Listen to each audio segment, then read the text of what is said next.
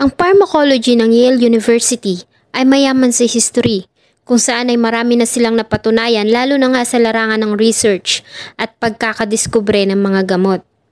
Tulad na lang ng ang kauna-unahang cancer chemotherapy clinical trials ay dito ginawa. Sila din ay nangunguna sa rank ng pharmacology program sa lahat ng mga medical schools sa United States of America. Ayon ito sa National Research Council of the National Academy of Sciences. Dahil dito, masasabi natin na lahat ng mga nakakapasok sa nasabing facility ay talaga namang nagtataglay ng above the average na katalinuhan. Taong 2009 ay isang pangyayari ang gumimbal sa Yale Pharmacology dahil sa pagkamatay ng isa sa kanilang tinuturing na pinakamagaling at pinakamahusay na estudyante na noon ay kumukuha na ng kanyang doctoral degree. Ito ay ang 24 years old pa lamang noon na si Annie Lee.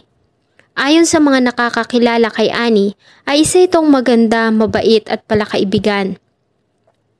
Ngunit bakit kaya niya sinapit ang malagim na katapusan 5 araw bago ang kanyang kasal?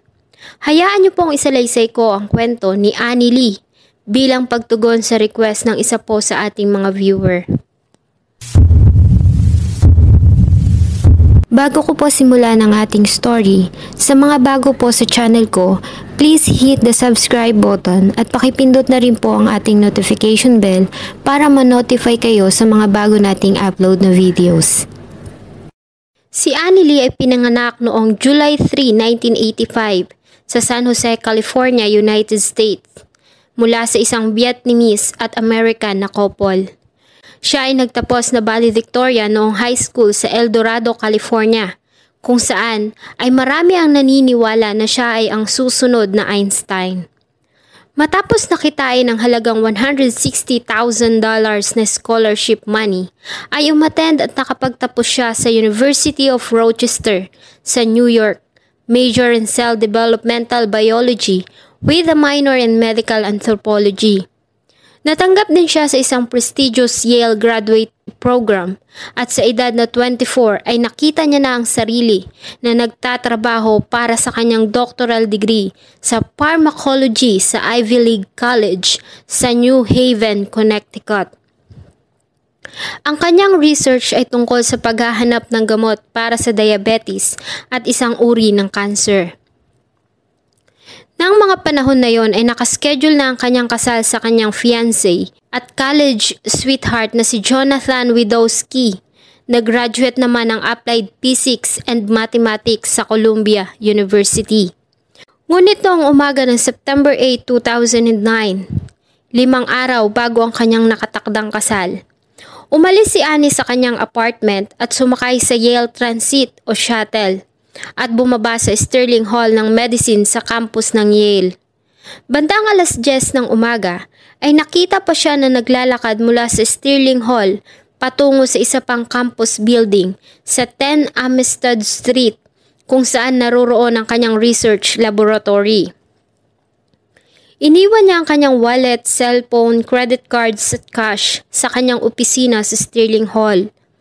Nang pumasok siya sa Amistad Street Building, ayon sa nakuhanan ng CCTV footage mula sa mga building security cameras, ay hindi na nakita si Annie na umalis ng building. Si Annie ay kilala nila dahil sa pagiging responsible nito at punctual. Kaya naman nang sumapit ang alas 9 ng gabi at hindi pa rin ito nakabalik sa kanyang apartment, na sadyang nakakapagtaka. Ang isa sa 5 kasama niya sa bahay ay nagdesisyon ng tumawag sa pulis at nireport nito ang kanyang pagkawala. Nang pumunta ang mga pulis sa Yale para mag-imbestiga, ay napag-alaman nila na ang lahat ng area sa nasabing gusali ay minomonitor ng 70 na mga security cameras. Ang mga kwarto din sa nasabing gusali ay maaari lamang ma-access ng mga taong may Yale identification card. At nang kanilang isa-isahin ang mga camera footage, ay nakita nila si Annie na pumasok sa laboratory room, ngunit hindi na ito lumabas. Kaya naman ay agad nilang sinicure ang building para sa imbestigasyon sa misteryosong pagkawala ni Annie Lee. Maging ang Federal Bureau of Investigation o FBI at Connecticut State Police ay tumulong na din sa gawang paghahanap. At noon ngang September 13, 2009, ang araw ng kasal ni Annie, ay natagpuan ang kanyang walang buhay ng katawan sa loob ng cable chase sa pagitan ng mga pader sa basement ng laboratory kung saan siya huling nakitang pumasok. At dahil nga sa mahigpit na security ng nasabing facility kung saan nakita ang kanyang katawan, ay nag-focus ang investigation sa mga empleyado at estudyante ng Yale na may access sa nasabing area. Hanggang sa mapaling ang atensyon nila sa isang lalaki na nagngangalang Raymond Clark III. Bago kasi matagpuan ang katawan ni Annie, ay lumapit ito sa isang pulis kung saan ay nireport nito na nakita niya umano si Annie na umalis ng Yale Animal Research Center na may bitbit na 2 bag ng pagkain ng daga at notebook. Napag-alaman din nila na si Raymond ay ang taong huling nakasama ni Annie sa loob ng laboratory bago ito mawala. At nang mga panahon na hinahanap pa lamang nila si Annie, ay isang estudyante ang lumapit sa isang Yale University police officer na si Sabrina Wood. Ito ay ang fellow student ni Annie na si Richelle Roth, kung saan ay sinabi nito na may napansin siyang isang kahon ng wipes na may mga mantsa ng dugo. Ang nasabing wipes ay nakalagay sa isang steel pushcart sa silid kung saan huling nag-log in si Annie gamit ang kanyang security card. Nang makita ni Officer Wood ang nasabing wipes, ay nakita niya si Raymond Clark na lumapit sa nasabing cart at ginalaw nito ang kahon ng wipes na may matcha ng dugo. Binaligtad niya ang posisyon nito para ang parte na may blood stain ay hindi makita. Dahil dito, ay nagsimulang kausapin ni Officer Wood si Clark para hindi nito mahalata ang kanilang suspicion. Ganun pa man, ay nanatili ang kanilang atensyon sa lahat ng kinikilos nito. At habang abala sila sa paghahanap ng mga clue na makakapagturo sa kinaroroonan ni Annie, ay napansin nila si Raymond Clark na kinukuskos ang drain sa loob ng silid gamit ang steel wall at cleaning products. Isa pang Yale University Police na si Sergeant J. Jones ang nakakita kay Clark habang kinukuskus nito ang sahig sa ilalim ng lababo malapit sa drain, kahit pa nga wala naman siyang nakikitang dumi. By September 10, 2009 ay nagawa ng makakolekta ng FBI ng mga ebidensya tulad ng kahon ng wipes, isang extra-large lab coat na may mantsa ng dugo, surveillance footage kung saan ay makikita si Raymond Clark na lumabas ng building noong September 8. Suot ang ibang laboratory coat compared sa suot nito nang dumating sa area early in the morning. Nagtungo din sila sa apartment ni Annie para kumuha ng mga personal belongings nito tulad ng toothbrush na siyang gagamitin para sa DNA testing. At sa nasabing test ay nakumpirma na ang dugo na nasa kahon ng wipes at lab coat ay kay Annie Lee. Dahil dito ay agad silang nag-request ng search and seizure warrant para makakuha ng mouth swabs, fingerprints, body hair at fingernail clippings mula kay Raymond Clark. Nagkandak din sila ng polygraph test o lie detector test kung saan ay hindi ito pumasa, na ibig sabihin na hindi ito nagsasabi ng katotohanan. September 12, 2009 ay may natagpuan pang mga piraso ng ebidensya ang mga pulis sa loob ng kisame sa hallway sa labas ng laboratory. Ito ay isang rubber gloves na may mantsa ng dugo, ganun din ang isang piraso ng medyas. Nagawa din nilang makakuha ng isang pares ng work boots na may label na Ray C. Ito ay may mga mantsa din ng dugo. Kasama nito ang isang kulay blue na hospital scrub suit na siyang nakitang suot ni Clark sa surveillance camera. Subalit sa kabila nito ay wala pa rin silang nakikitang katawan. Hanggang sa ang ilang mga investigators ay makalanghap ng hindi kaaya-ayang amoy na nagmumula sa area kung nasaan ang utility panel ng laboratory. Dahil dito, ay agad silang kumuha ng aso na may kasanayan sa paghahanap ng mga bangkay ng tao.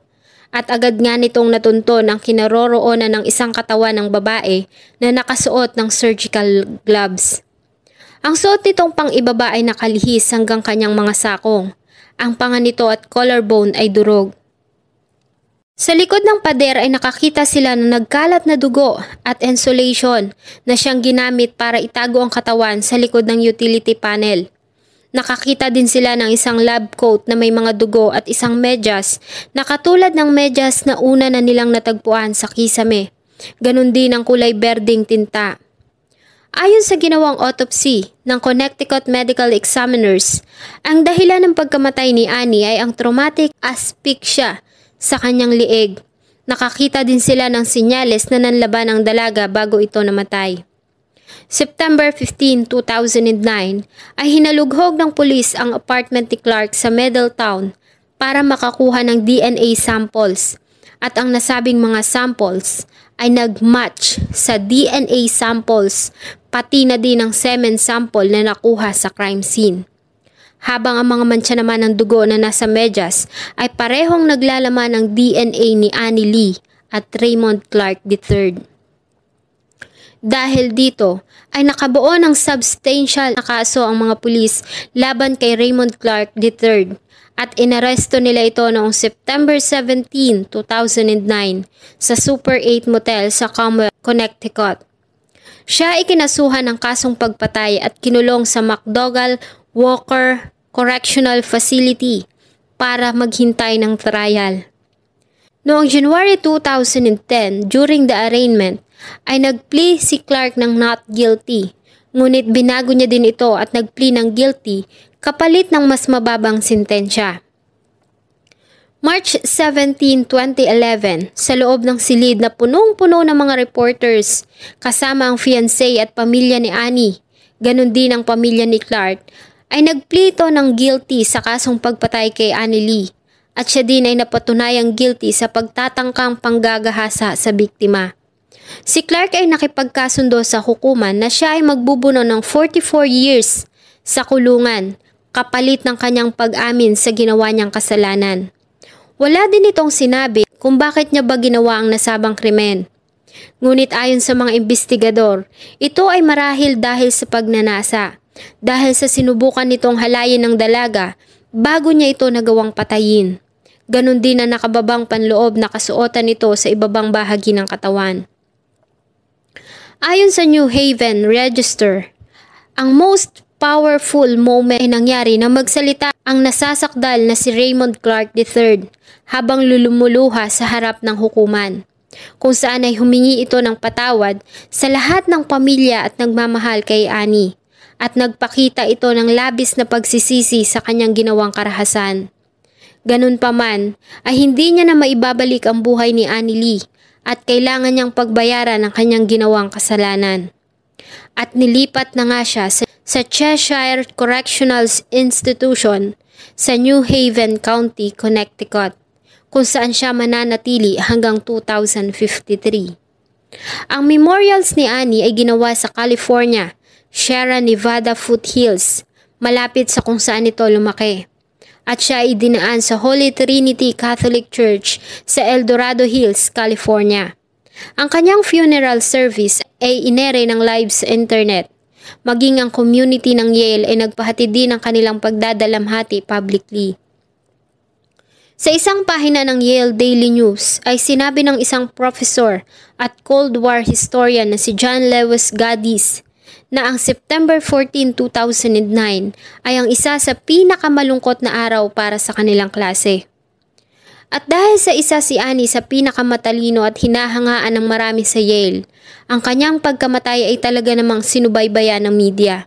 Hindi na din natapos ni Annie Lee ang kanyang ginagawang research tungkol sa isang formula na may kinalaman sa pagpapagaling ng sakit na diabetes at ganun din ang isang uri ng cancer.